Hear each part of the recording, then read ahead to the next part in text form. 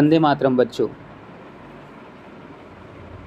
कल हम लोग पढ़ रहे थे हिस्ट्री का चैप्टर, क्लास 6 हिस्ट्री का chapter what, when, where and how.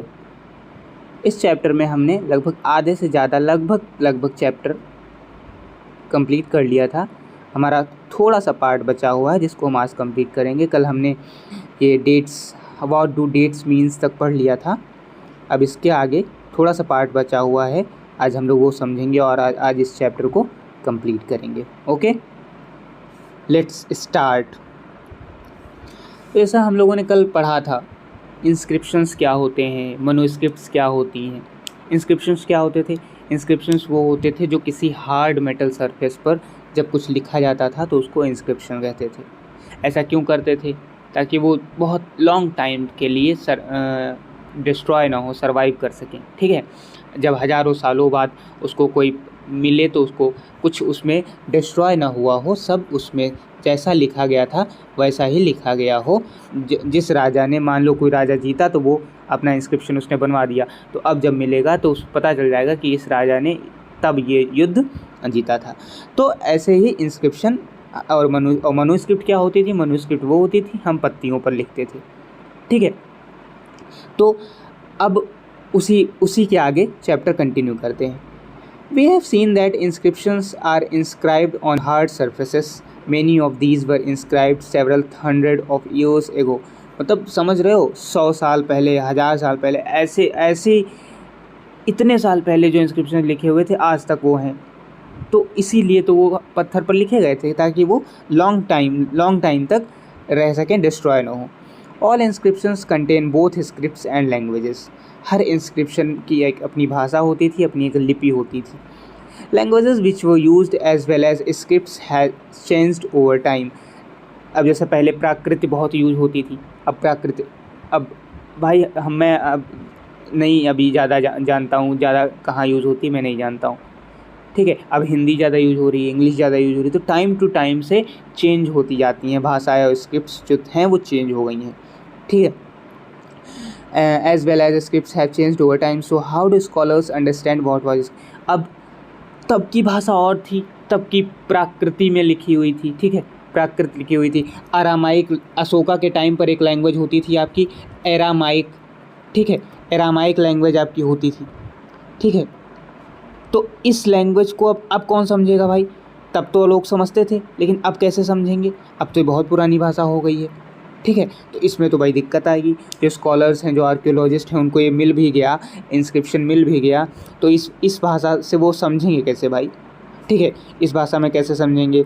एक भाषा आपकी प्राकृत थी, ठीक है, इसको कैसे समझेंगे?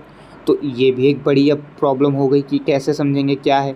तो this can be done through a process known as decipherment. This is a very good question and very good process. आगे चल के आपको कंपटीशन वगैरह में पूछा जाएगा। एक प्रोसेस होता है जिसको कहते हैं डेसिफरमेंट।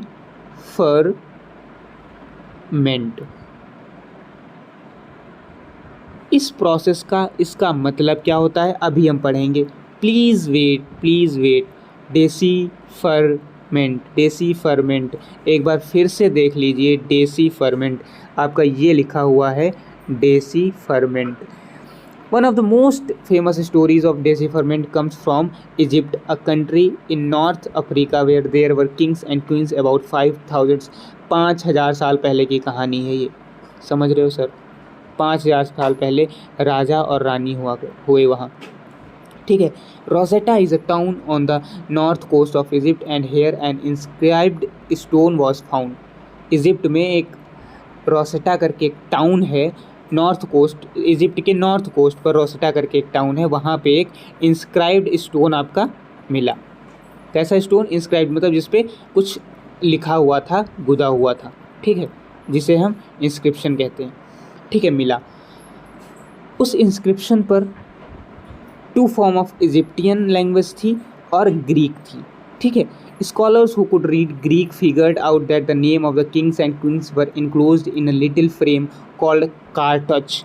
अब जैसा कि राजा ने बनवाया होगा, तो राजा और रानी का भाई नाम है, तो कुछ अंडरलाइन किया होगा, एक फ्रेम में रखा होगा, तो उसको क्या कहते हैं, उसको कहते हैं कार्टाउच। ठीक है, एक फ्रेम में उनका नाम लिखा हुआ था, किसका, राजा और रानी का। They then placed the Greek and Egyptian signs side by side and identified the sound for which the Egyptian letters stood. As you can see, lion stood for L and a bird for A. Once they knew what the letter stood for, they could read other inscriptions as well. अब हम आपको दिखाते हैं कि यहाँ पे क्या कहा गया है। यहाँ पे आपको एक कोड वर्ड दिख रहा होगा, KLIOPADTRA,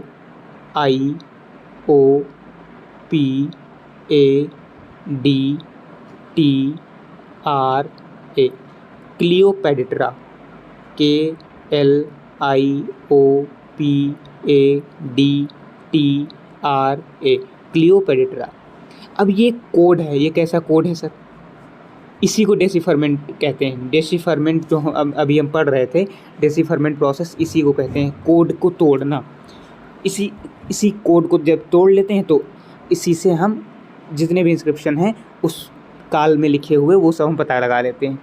जैसे अब ये देखो, ये ट्राइंगल है या कुछ ज्योमेट्री का शेप है, तो इसको उन्होंने पता नहीं कैसे पता लगाया, इसको के कहेंगे। ये देखो एल बना हुआ है आपका, ठीक है, एल किसके लिए बना हुआ है, लाइन के लिए। आई फॉर ये कुछ है, फिर कुछ है, ओ फॉर कुछ है। तो ऐसे देखो सिंबल इन लोगों ने पता लगा लिया कि इस चीज़ को वहाँ ये कहा जाता था। जैसे अब आजकल अगर मान लो अब लायन की दी हुई है तस्वीर तो एल लिखा हुआ है, ठीक है, एल लिख दिया उन्होंने। फिर मान लो पैरट की दी हुई है तो पी लिख दिया, ठीक है। फिर मान लो कैट की है तो सी लिख दिया। तो ये क्या हो गया, LPC। अब मान लो कुछ ऐसा लिखना है LPG। अब मान लो हमें LPG, अब मान लो बच्चों हमें मान लो LPG लिखना है, उस टाइम में हमें LPG लिखना है, ठीक है। तो उस टाइम पर क्या, ऐसे हमें लेटर्स तो पता नहीं, स्क्रिप्ट तो पता नहीं, तो उन लोगों की स्क्रिप्ट क्या होती थी, यही जानवरों और कुछ निशानों से मिलकर बनती थी, क्योंकि लेटर्स तब इतना नहीं थे। तो L के लिए उन्होंने क्या किया, लॉयन की तस्वीर बना दी। P के लिए क्या किया, तोता बना दिया। G के लिए क्या किया, बकरी बना दी। तो ये उन लोगों की क्या हो गया, LPG हो गया। अब जब हम लोग आए तो हम लोगों ने ये पता किया कि उस टाइम पर लॉयन था, पैरट था, गोट था। और लॉयन के लिए ये लोग L लिखते थे, पैरट के लिए P लिखते थे और गोट के लिए G लिखते थे। यहाँ से हमको पता चल गया कि ये LPG लिखा हुआ है। इसी डिकोडिंग प्रोसेस को, इसी प्रोसेस को हम डेसिफरमेंट कहते हैं, ठीक है। आई गेस आप लोगों को समझ में आ गया होगा। अगर आपको कोई दिक्कत होती है तो प्लीज़ आप कमेंट बॉक्स में कमेंट करिए, मैं आपकी एक एक दिक्कत को पर्सनली सॉल्व करूँगा, पर्सनली हैंडल करूँगा, ओके। तो बस यहीं तक हमारा चैप्टर था। कुछ कीवर्ड्स हैं यहाँ पे, ट्रैवलिंग है, मनुस्क्रिप्ट है, इंस्क्रिप्शन है, आर्कियोलॉजी है, हिस्टोरियन है, सोर्स है, डेसिफरमेंट है। ये बहुत इंपॉर्टेंट यहाँ पे टर्म है, आप ध्यान रखिएगा। कुछ इंपॉर्टेंट डेट दी हुई हैं, जैसे हम लोगों ने कल ही बात किया था, क्या हम लोगों ने कल ही बात की थी कि लगभग 8000 साल पहले हम लोगों ने एग्रीकल्चर शुरू किया, ठीक है। तो ये एक इम्पॉर्टेंट डेट है, पूछा जा सकता है। सबसे पहले पहला शहर या पहली जो सिटीज़ बसी वो कहाँ बसी, तो वो बसी इंदस नदी के किनारे बसी। कब बसी, लगभग हमारे 4700 ईयर्स अगो, ठीक है। सबसे इतने साल पहले सबसे पहले सिटीज़ बनाई गई, लोगों ने बनाई, ठीक है। फिर गंगा वैली में सिटीज़ लगभग 2700 साल पहले बनाई गई। 2700 साल पहले गंगा नदी के किनारे जो सिटीज़ थी वो बनाई गई, ठीक है। द प्रेजेंट अबाउट 2000 AD, और हमारा जो प्रेजेंट समय चल रहा है क्या है, 2000, हम लगभग 21st सेंचुरी में जी रहे हैं, ठीक है। तो ये क्या है, 2000 के लगभग है, तो ये प्रेजेंट डे हमारा है। और 2000 को AD इसलिए कह सकते हैं हम, AD क्यों कह सकते हैं, क्योंकि जीसस क्राइस्ट के in the presence of Lord, मतलब जीसस क्राइस्ट के पैदा होने के बाद ये साल चल रहे हैं। उनके अगर पहले होते तो बिफोर क्राइस्ट लिखे जाते, ठीक है। तो इन सालों को हम, अब 2022 है तो 2022 को हम 2022 और AD भी लिख सकते हैं, ठीक है, अगर हम चाहें तो। बस यहीं तक हमारा चैप्टर था। पूरा चैप्टर हम लोगों ने पढ़ लिया, हिस्ट्री का, क्लास 6 का फर्स्ट चैप्टर जिसका नाम था what, where, how and when. ये हमारा चैप्टर यहाँ पे ख़त्म होता है, यहाँ पे कंप्लीट होता है। बस अब इसके आप लोग क्वेश्चन आंसर्स और चीज़ें देख लीजिए। अगर कहीं पे दिक्कत होती है तो आप हमें कमेंट करिए, हम आपको एक एक आप अगर कहेंगे तो हम क्वेश्चंस और इसका जो ये जितने भी क्वेश्चंस हैं ये भी हम करवा देंगे। और हाँ, एक बात और, इस चैप्टर का एक वन शॉट वीडियो आएगा जिसमें पूरे चैप्टर का important notes, important topics, important topic wise pointed notes जो होंगे वो आपका वन शॉट के साथ में आएगा। लेकिन अभी नहीं आएगा, अभी आप थोड़े लगभग 1 हफ्ता बाद वो वीडियो आपका आएगा। तब तक आप पढ़ते रहिए। इस जो पढ़ाया है कहीं पे दिक्कत है आप बताइए। ये चैप्टर हमारा यहीं पे कंप्लीट होता है। इसका वन शॉट 1 हफ्ते बाद लगभग आ जाएगा। और हाँ, प्लीज़ इस एक बार रिवाइज़ ज़रूर करिए, जहाँ पे दिक्कत होती है बताइए।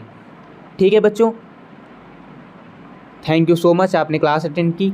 आप हमें ज़रूर रिव्यू करें, हमारे चैनल 10 शून्य को शेयर, सब्सक्राइब और लाइक करें।